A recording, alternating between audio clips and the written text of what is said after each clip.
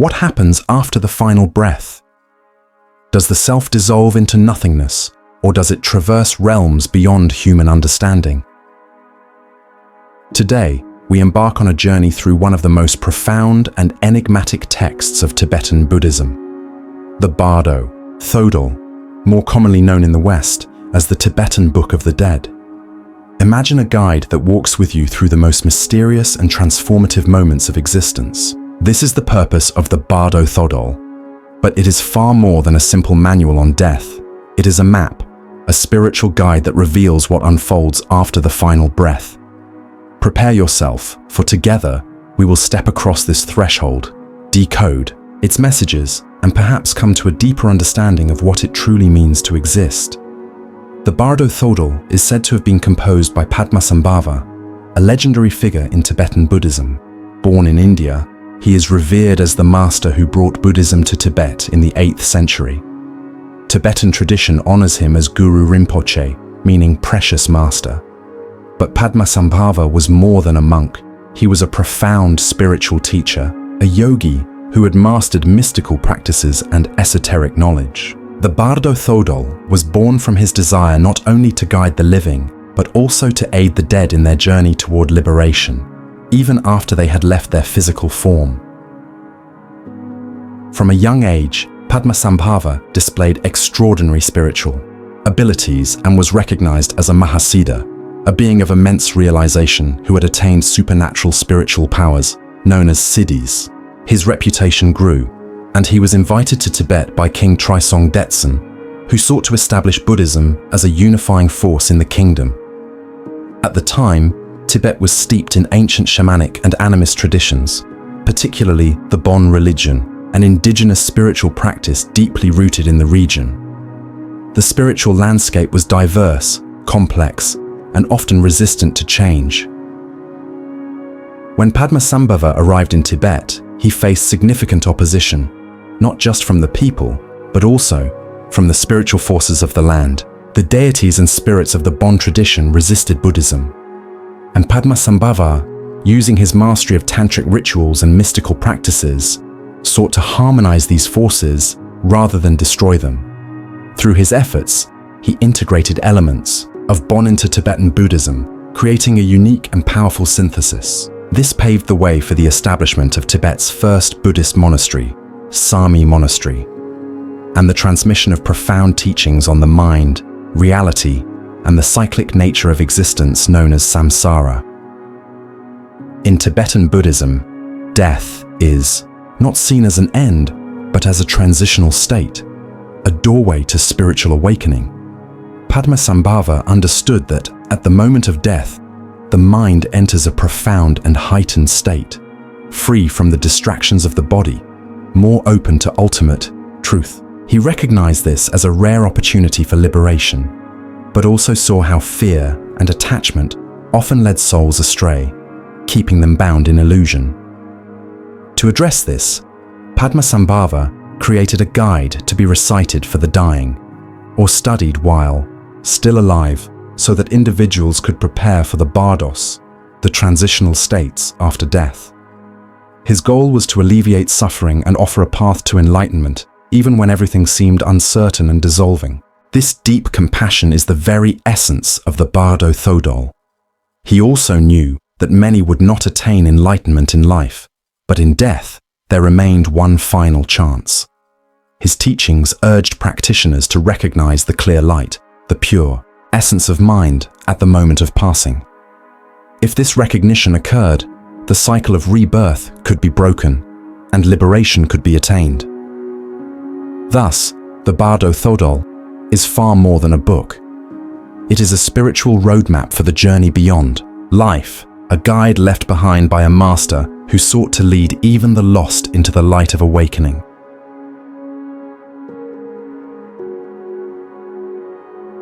The Bardo Thodol, commonly known as the Tibetan Book of the Dead, describes the journey of the soul through 3 primary transitional states after death.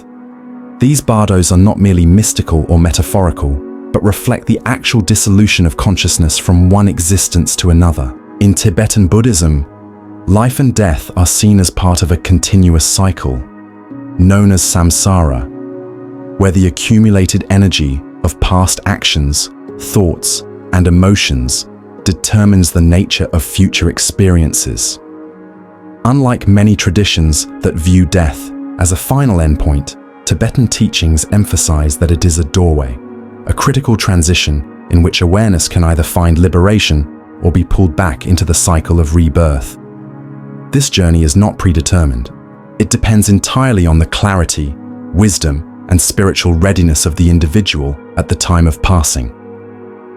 The first stage, known as the Chikai Bardo, occurs at the moment of death. It begins with the dissolution of the 5 elements: earth, water, fire, air, and space, each corresponding to specific aspects of bodily and mental function. The earth element, which represents solidity, weakens first, leading to a sense of physical heaviness. Then, the water element dissolves, resulting in dryness and a loss of fluid functions. The fire element, responsible for bodily warmth and metabolic energy, fades, causing coldness and an inability to digest. The air element, connected to movement and breath, ceases, leading to the final exhalation. As these physical components deteriorate, consciousness detaches from the body, entering a vast, limitless space beyond material constraints. In this stage, those with advanced meditative training may remain fully aware, perceiving this transition with complete lucidity. They may recognize this moment as the unveiling of their true, formless nature, free from bodily limitations. However, for those who are unprepared, the experience may be one of confusion, as they feel themselves being pulled away from the only reality they have ever known. As the process unfolds, the soul encounters the clear light, a radiant, boundless luminosity that is described as the pure, undistorted essence of the mind. This brilliant presence is said to surpass anything imaginable, shining with a brilliance greater than 1,000 suns, yet carrying a profound stillness beyond all thought and perception. This moment is crucial. If the individual recognizes this clear light as their own fundamental nature, they achieve immediate liberation, merging into infinite awareness beyond the cycle of birth and death. In Buddhist terms, this is nirvana, the dissolution of ego, suffering, and illusion. However, very few are able to sustain this realization. Instead of embracing the light, many recoil from it, experiencing it as unfamiliar, overwhelming, or even frightening. This reaction stems from deep-seated conditioning, lifetimes of identifying with form, attachment, and dualistic perception. Unable to recognize the clear light, the soul drifts away from it, moving into the second stage of the after-death journey. The next phase, the Chonyid Bardo, is characterized by an intensified display of the mind's own projections. Since the soul is no longer tethered to the physical world, the mind manifests its contents with heightened clarity and vividness. Thoughts, emotions, and karmic imprints take on externalized forms, appearing as either divine or terrifying visions, depending on the individual's spiritual state. The Tibetan Book of the Dead describes encounters with peaceful deities first, benevolent, enlightened beings, radiating compassion and wisdom.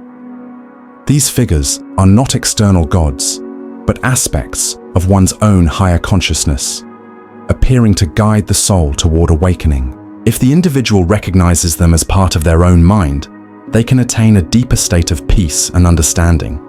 However, if they fail to see through the illusion, these figures may seem distant, incomprehensible, or even indifferent, leading to uncertainty and fear. As time progresses, the visions become more intense, shifting into manifestations of wrathful deities. These terrifying beings, often depicted with fierce expressions, multiple arms and weapons, are not meant to harm, but to confront the soul with its unresolved fears and attachments. They represent all the suppressed emotions, unacknowledged desires, and unconscious fears accumulated over countless lifetimes. In Buddhist psychology, the mind contains both kleshas, mental afflictions, and bodhicitta, awakened mind. The wrathful deities symbolize the purification process, forcing the individual to face their own inner demons. If the soul remains calm, recognizing these forms as mere projections of its own mind, it can move beyond them. However, if fear takes hold, the soul reacts by trying to flee, resisting the experience instead of accepting it. This resistance creates further illusion, pushing the soul deeper into confusion. At this stage, the importance of spiritual training in life becomes evident. Meditation, self-inquiry, and awareness practices are not just tools for peace in daily existence. They prepare the mind for death. In Tibetan Buddhist traditions, practitioners rehearse the moment of dying through visualization and deep contemplation of impermanence. By familiarizing themselves with the dissolution process, they reduce their fear and attachment, allowing them to meet death with greater clarity. Those who have spent their lives in deep contemplation are better equipped to recognize the illusions of the Chonyid Bardo, making it more likely for them to attain liberation. However, for those unprepared, the confusion only increases, propelling them toward the final stage of the journey. The last phase, the Sidpa Bardo, is where the process of rebirth unfolds. At this point, the soul has fully moved away from the clear light and the visionary experiences of the previous stage. Now, it finds itself in a state of increasing density, drawn toward reincarnation by the gravitational pull of unresolved karma. Tibetan teachings describe this process as a magnetic attraction, an irresistible force that pulls the soul toward a new existence based on its accumulated patterns of thought, action, and emotion. If a person lived a life dominated by fear, attachment, or unresolved desires, those very tendencies will guide their next incarnation, shaping the circumstances of their rebirth. In this stage, the soul begins to perceive visions of couples in union, representing the gateway to a new birth. This imagery symbolizes the attraction toward a new physical form. The Tibetan Book of the Dead explains that the soul's mental state at this moment determines the nature of its next life. If it clings to emotions such as jealousy, anger, or strong desires, it will be drawn towards circumstances that reflect and reinforce those emotions. If, however, the soul maintains a state of detachment and clarity, it may influence the quality of its next incarnation, choosing a birth that is more conducive to spiritual growth. The teachings emphasize that even in this final moment, liberation is still possible. If the soul can remain conscious of the process, recognizing the transient nature of all experiences, it may escape the cycle of rebirth entirely. However, for most, the pull of samsara is too strong, and they are inevitably drawn back into another life, continuing the cycle once more. This entire journey, from death to rebirth, highlights a central truth in Buddhist philosophy. Liberation does not come from escaping death, but from understanding its nature.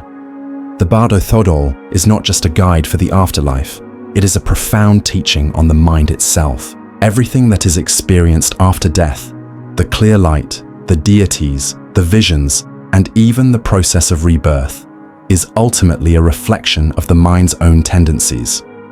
Those who realize this while alive gain a tremendous advantage. They no longer fear death because they see it as another state of consciousness, no different from waking or dreaming. This wisdom has deep implications for how one lives. If the mind is the architect of experience, then transformation must begin here and now. Every thought, every action, every intention shapes not only this life, but all future existences.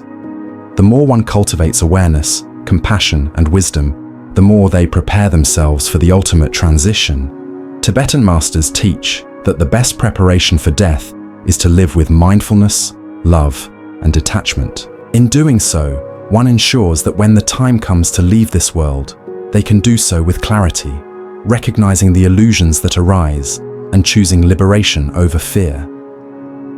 The Bardo Thodol is more than an ancient text. It is a roadmap for awakening.